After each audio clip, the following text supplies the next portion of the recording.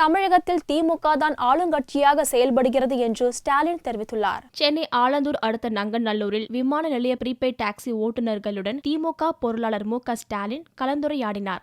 நமக்கு நாமே சுற்றுப்பயணத்தின் ஒரு பகுதியாக இந்நிகழ்ச்சி தனியார் திருமண மண்டபத்தில் நடந்தது. இந்நிகழ்ச்சியில் கலந்து கொண்ட டாக்ஸி ஓட்டுநர்கள் பலவிதமான கோரிக்கைகளை முன்வைத்து பேசினர். நிகழ்ச்சியின் இறுதியாக பேசிய ஸ்டாலின், தமிழகத்தில் திமுக எதிர்க்கட்சியாக கூட இல்லாத போதும் திமுக தான் ஆளுங்கட்சியை போல் செயல்படுகிறது என்றும், வரும் காலங்களில் அரசியல்வாதிகள் தான் மக்களை தேடி செல்ல வேண்டும் என்ற சூழ்நிலையை பயணத்தின் மூலமாக உணர்ந்ததாக கூறினார்.